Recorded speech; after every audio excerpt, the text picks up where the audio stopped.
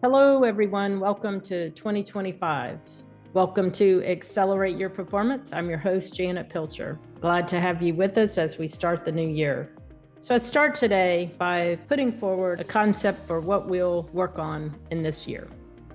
I believe from the learnings in the field and from readings and where we are at this point in time, from where we were with COVID to where we are going into 2025, I believe that this is going to be a year of deep work, and it's going to be on us to have the willingness to do the heavy lifting.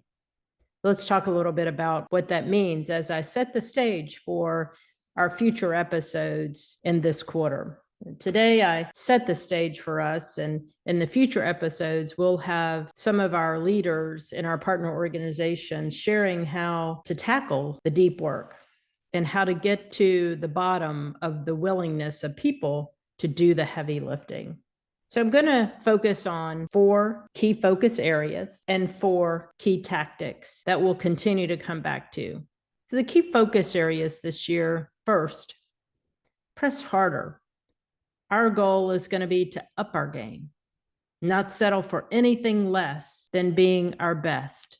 It feels like in many ways that we've been pressing hard year after year after year and probably waiting for that opportunity for it to slow down, but I don't see it in any way this year. In fact, I think it's going to even ask us to up our game, to press a little bit harder. And that connects us to our second focus area. When we press harder, we are pressing harder on our people. So it's really important for us as leaders to take care of them. We always want to take care of our people and build the best work environment. And it's really more important this year to proactively apply strategies and tools and tactics to ensure that we're taking care of our people. What's also important in taking care of our people is to not allow for individuals to come to work without living up to their highest potential and having high expectations for those that come to work each and every day, and having a highest expectations for our leaders. So it's the blend of what it means to take care of our people while we're also setting high expectations and expecting our teams to achieve those expectations and putting even more expectations on our leaders.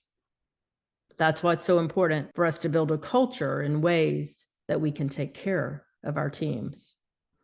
The third area of focus is to do deep study in looking at the trends that are occurring, looking at data, but not just a whole wide spectrum of data, but looking at the key pieces of data.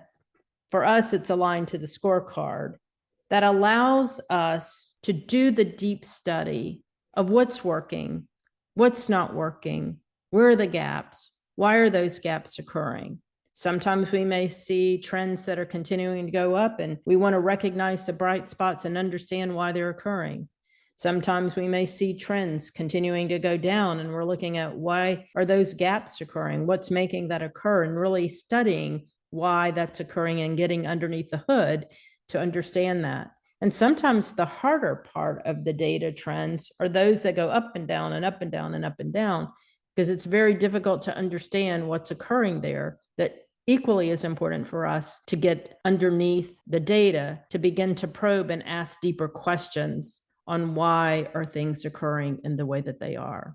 And that allows us to engage in conversations with our teams so that they can be more deeply connected to their work and understand why those problems are existing and help us solve them. I have great confidence in our teams when they see data, their willingness and their ability to help us find solutions. The fourth area is focusing on few measures, acting on what we see, studying in detail our actions of what's occurring each and every day, and continuously understanding how we need to improve to get better, to move those trends in a positive direction. Those are the 4 key areas that I believe are in front of us this year. Along with the 4 areas are going to be some specific tactics. And I'm going to talk about 4 that we'll continue to come back to as we look at examples with our partner organizations. First, it's reviewing the trend data, understanding how to review that, looking at different data analytics and graphs and visuals that help us have better understanding, and teaching people how to engage in conversations around those data points and asking good probing questions. That's a skill that we can teach ourselves and others in a way that we can get better at doing that analysis. And once we have determined how we're going to act on what we see as one of our major gaps, it's important for us to apply huddles, and more on what that looks like in future episodes, but almost daily huddles with key team members, highly focused on how we're doing with those actions and looking at the data and understanding how that's occurring, how those actions are occurring in the field, and what that means to the potential outcomes and the trends. The third area is, as we're taking care of our people and we're pressing harder, is rounding with our teams in very intentional, purposeful ways aligned to how we're applying our actions. And the fourth area is paying close attention to the words that we use to message why we're doing what we're doing, and how we're doing the actions, and looking at the data and having a deeper understanding of why things are occurring.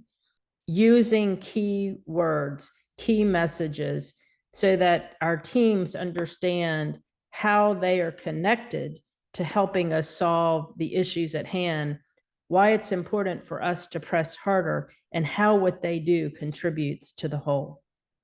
That's what we have to look forward to as we move into 2025. And I do mean look forward to. I think it's at these times when we press harder, have a high need of taking care of our people and holding high expectations and doing that deep study with high focus, that we get better than we've ever been. That's what we have to look forward to. And I look forward to taking this journey with you throughout the year on this podcast and the future episodes, as we continue to be our best so that we can do the right, good work, deep work for our students, families, and our teams. Have a great week, everyone.